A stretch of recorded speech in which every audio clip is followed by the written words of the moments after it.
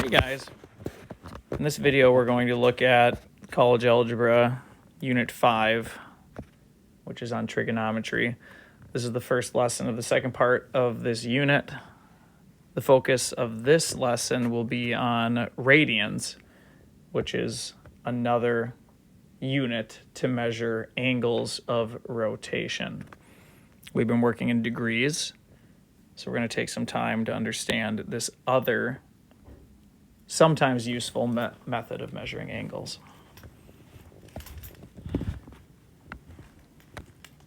So, a quick intro, and then we'll go through a handful of examples, and we'll see how things go. What is a degree? As you already know, a degree is a unit of measure for angles. Degrees measure how much one line or ray deviates from another. 1 degree is equal to 1/360th of a circle, because there are 360 degrees in a full circle of rotation. So what is a radian? A radian is the measure of an angle, just like a degree. A radian is equal to the angle it takes to capture one arc length equal to the radius of the circle. See the picture. So in this image we can see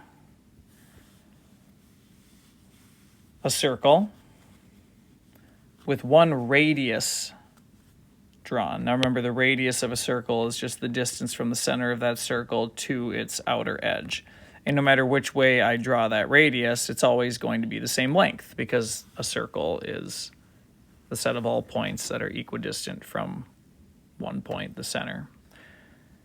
If I were to take that blue radius, however long it may be, and remove it, and then stretch it out, I should probably draw it down here, curved along the edge of the circle like so, that blue arc on the outside of the circle, which is equal to the same length as the radius of that circle, creates an angle here. And that angle measure we call 1 radian. So the word radian comes from the word radius, because it's the radius that defines the size of a radian. And even if the circle were smaller in size, that angle would be the same, because, well, the radius of this tiny circle gets you the same distance around the circle as it would a bigger circle, because as the circle grows, the radius grows as well. So that angle measure in here is still the same. So there's consistency when we talk about radians, just like there's consistency when we talk about degrees. No matter how big the circle is, 1 degree is still the same measure. So we'll pick up where we left off. Because the circumference, which is just the perimeter, of a circle is known to be equal to 2 pi r, 2 times pi times the radius, there are 2 pi radians in one full circle, and pi radians in half a circle. Yeah, there are 2 pi radians in one full circle revolution, because the circumference of a circle is equal to 2 pi r, the radius, 2 pi times the radius. So that's important. One full circle, 360 degrees, if we want to talk about one full revolution around the circle in degrees, is equal to 2 pi radians.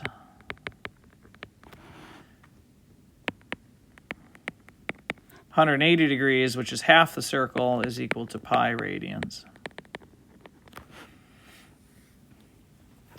So if we're converting between these units, those are useful numbers to know.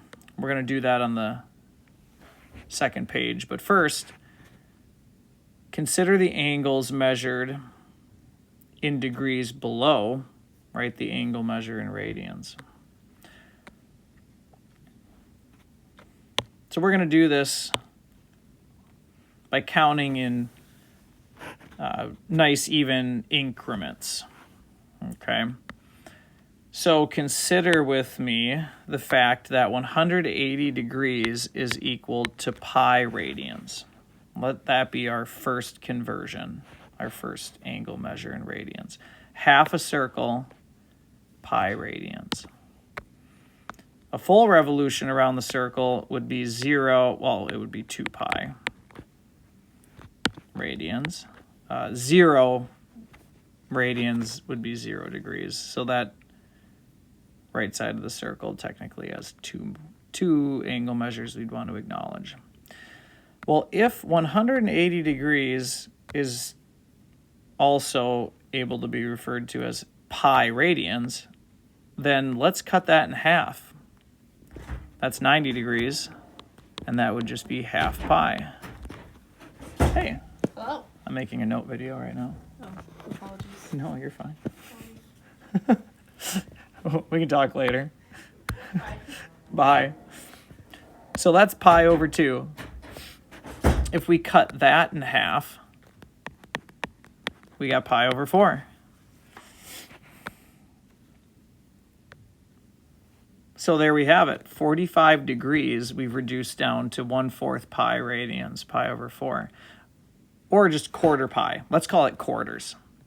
So let's work our way around the circle counting in 45 degree increments. So we have 1/4 for 45, 2 quarters for 90, well, 2 quarters is a half, 3 quarters for 135 degrees. That's the next 45 degree mark. We go 45 more and we have 4 quarters. 4 quarters pi, well, that's just pi. We go down to 225 and that's 5 quarters. 270 would be 6 quarters or 3 halves. 7 quarters pi, 7/4 pi would be 315. And then 8 quarters or 8/4. Well, that's just 2.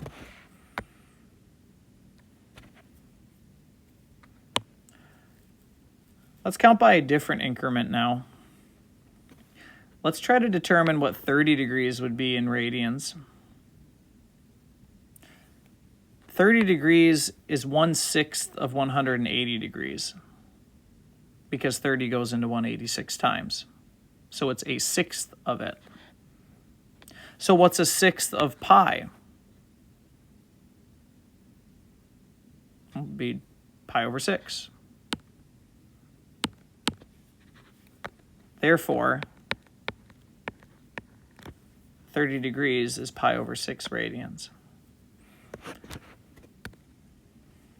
Using that, we can count by 30 degree increments to fill in the rest of the circle because it looks like all of our other unlabeled angles are increments of 30. 60 degrees would be 2/6, which is reducible to 1/3. Count by 30 again, then we have 3/6. Well, that's a half. It's 90 degrees. Then we go to 4/6, which reduces to 2/3.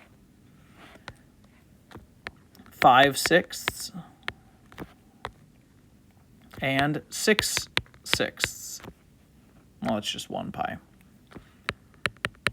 7/6. 8/6. Well, that's just 4/3. 9/6. That's 3 halves. 10/6. And 11/6.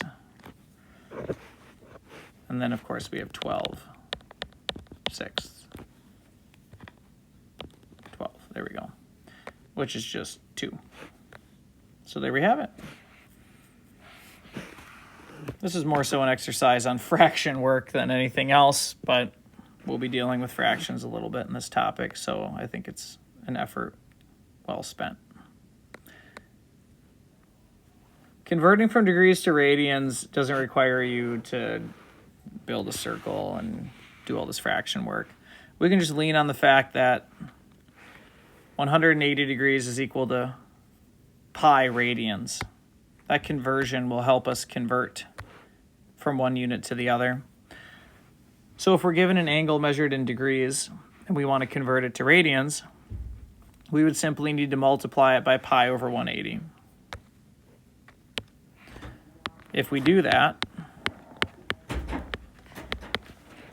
bam, we would get 40 pi over 180,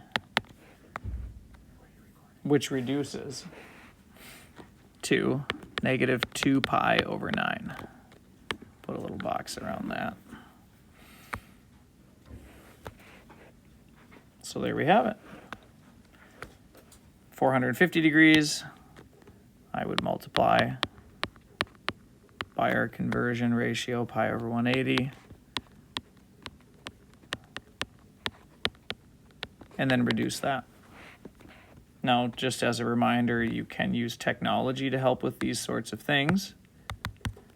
If you take 450 divided by 180, which is the fraction that we're reducing with the pi left out, but we know the pi is going to be in the final answer anyway, so. And we type that into our calculator. We get the decimal version of that fraction. We can go into math and hit frac, and that'll reduce it for us, 5/2. Keep that pi on top. And there we have the equivalent radian measure. If we want to convert from radians back to degrees, we would use the same conversion ratio, but flipped. So 4/3 pi times pi over, or times 180 over pi. A good way to remember that you're using the right form of this ratio is that if you're converting to degrees, you know that the pi's should cancel and your final answer should just be in degrees. Pi over pi cancels in this case, so we are good to go there. So we get 720 over 3, which reduces to, I believe, 240 degrees.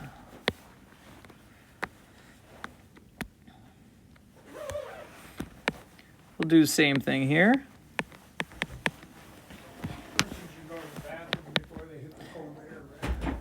And we get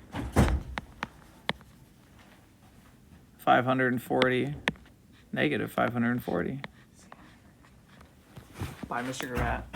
Have a great day and a great weekend. We'll be in touch.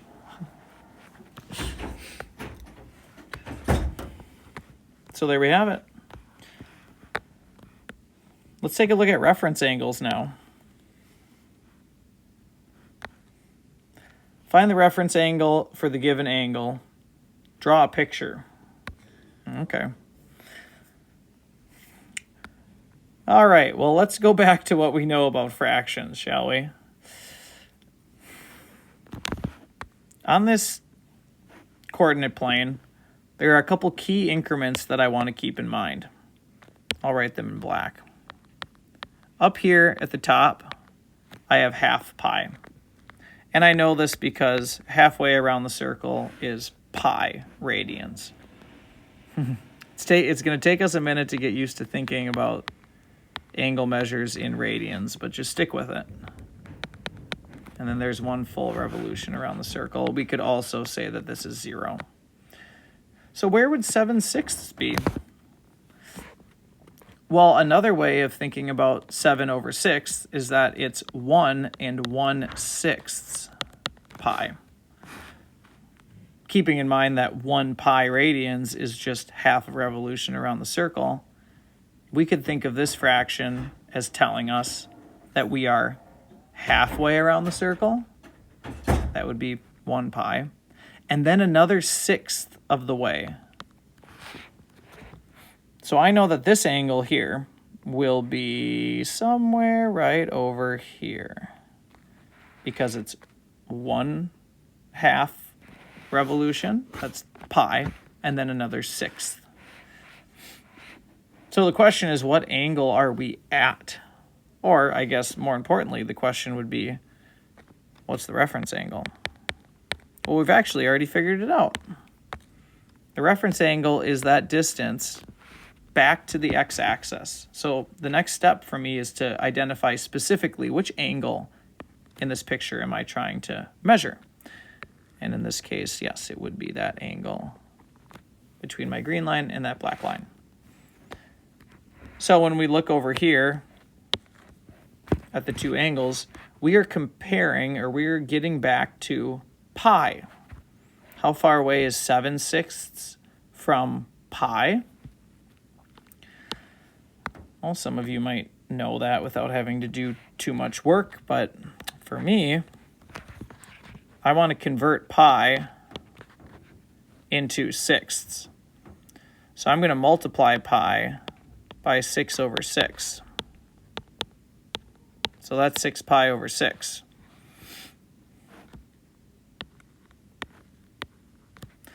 So now I can ask myself that same question, but I have common denominators. How far is 6 pi over 6 from 7 pi over 6? Well, it would just be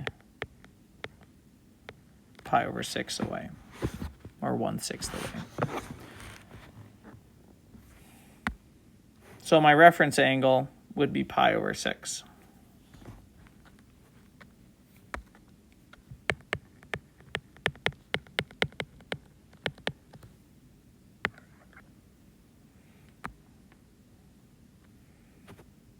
Let's try this again.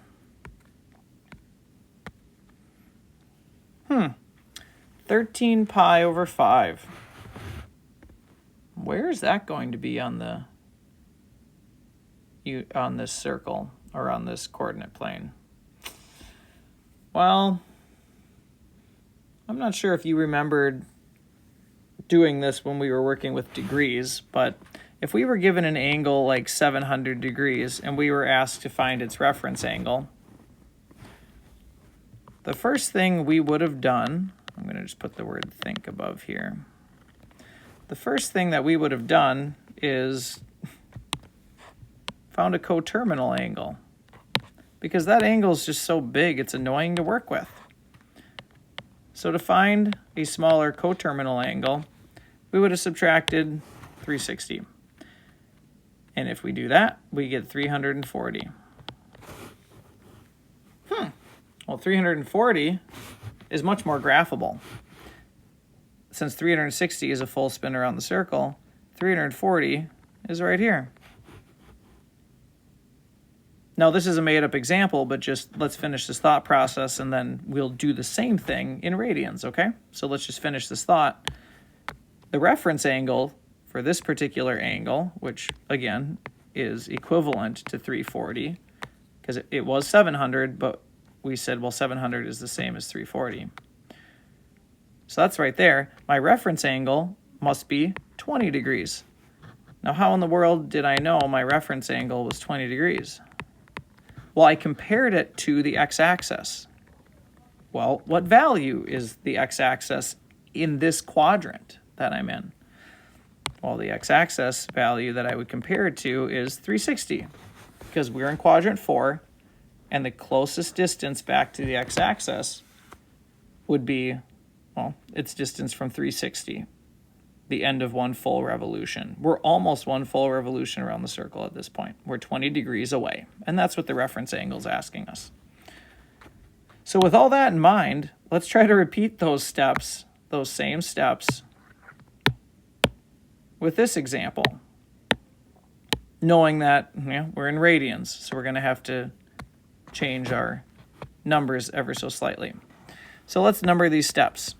Step 1,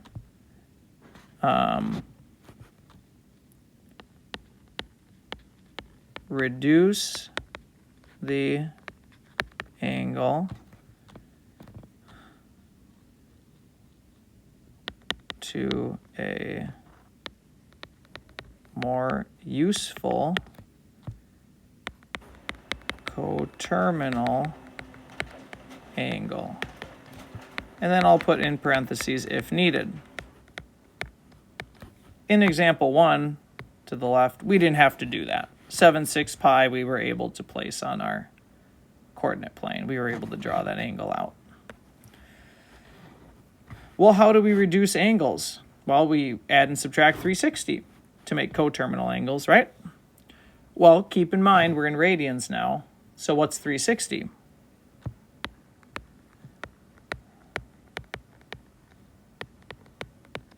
In radians, 360, you should know the answer to this.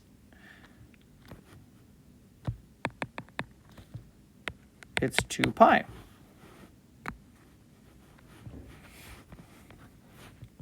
Okay.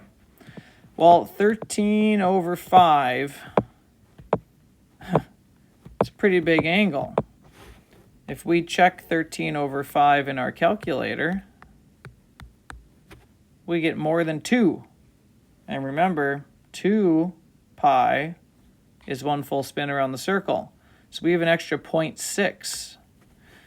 I don't really know what that means at this point, but what I'm going to do here first is I'm going to reduce this angle by subtracting 2 pi. Now, 2 pi, I can't really just subtract from 13/5. I need a common denominator. So instead of writing 2 pi, I want a denominator that's the same as the fraction I'm subtracting it from.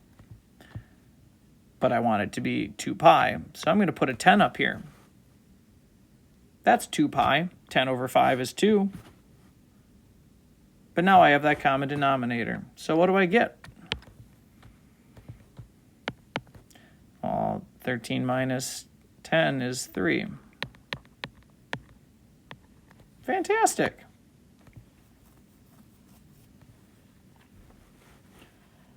Three over 5. What quadrant is 3/5 in? Well, let's think back to our nice increments. I have half pi, and I have a whole pi. And then over here I have 0 pi. Where does 3/5 lie? Well, 3 over 5 is pretty close to a half. Is it more than a half, or is it less than a half? That'll help me decide which quadrant it's in.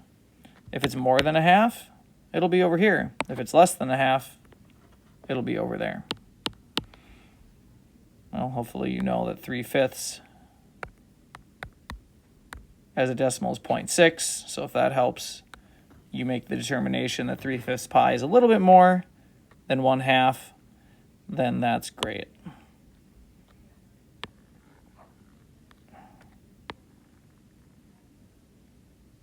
There we go.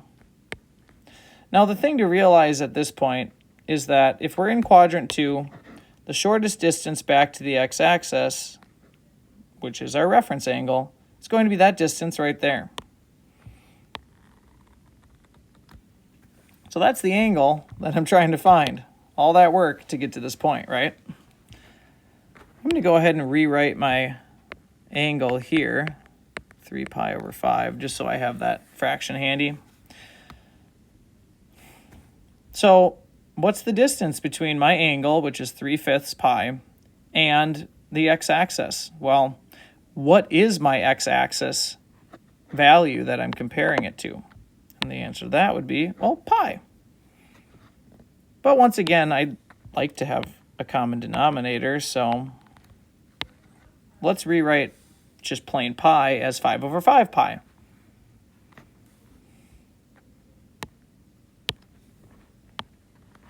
So what's the angle between 3/5 pi and 5/5 pi? Well, the difference between 3 and 5 is 2, so it's going to just be 2/5.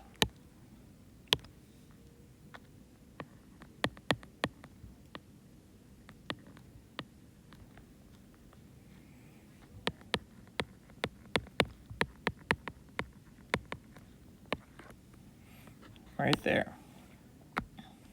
Nicely done, us. All right. I'd encourage you to try this last one on your own. Or, better yet, pause the video and on a separate piece of paper, try to replicate those two answers. Over the years, this exact skill is definitely one of the harder ones. All right, let's try this one, this time in real speed. I have a negative angle here, and I'm not a big fan of trying to graph negative angles. I'd like to turn this into a positive coterminal angle. I'm going to do that by adding 360 degrees. Oh, wait, shoot, I'm in radians. I'm going to do that by adding 2 pi. Ah, shoot, I have a fraction. The only way to add fractions is to have common denominators. My denominator is 8. How can I write 2 pi with 8s?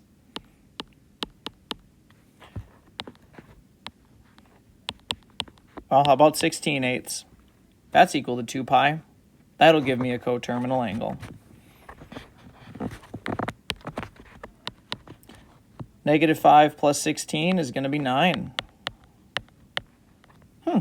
Okay.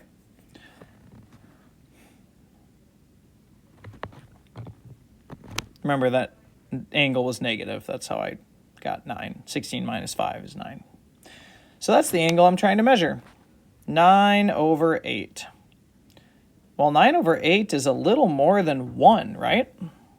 So let's think back to our nice increments here. Here we have half a pi, or 0.5, right? Here we have 1 pi exactly. And I just said that my angle is a little more than 1. 9/8 is 1.125, right? It's a little more than 1. You don't need to know the decimal to know it's a little more than 1. It's pretty close to 1 as well, but it is a little bit more. It's a little bit past 1, so there we go. So my reference angle then would be this little angle right here, back to the x-axis. I'm going to write my angle here so I can have it in the frame of vision. 9 pi over 8 is the angle, and I'm going to compare it to pi. Well, I've got fractions, I want common denominators, so instead of thinking of pi as just 1 pi, let's think of it as 8/8 pi. That's still 1 pi, 8/8 is 1, but now I've got 8s and 8s. So, how much farther past 8/8 pi am I if I'm at 9/8 pi? Well, I'm 1/8 more. So that's my reference angle. 1/8 pi. Or pi over 8.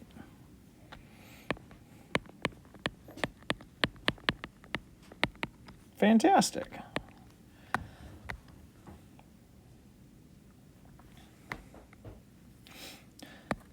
Well, the skill down here that we're reviewing is a skill we had to use up top, but I think it's worth looking at one more time, finding coterminal angles in radians. In order to find coterminal angles, we want to add or subtract 360 degrees. Since this is a negative angle, I'm going to add to make it positive. I'm going to add 360. Now, we're not in degrees, so I don't want to use 360. I want to use the equivalent of 360 in radians, and that's 2 pi. But in order to add fractions, I need to have a common denominator. So how can I write 2 pi so that it has a denominator of 6? Well, that would be 12 pi over 6, because that's equal to 2. Now I can add my fractions. -5 plus 12 is 7 pi over 6. There's a coterminal angle.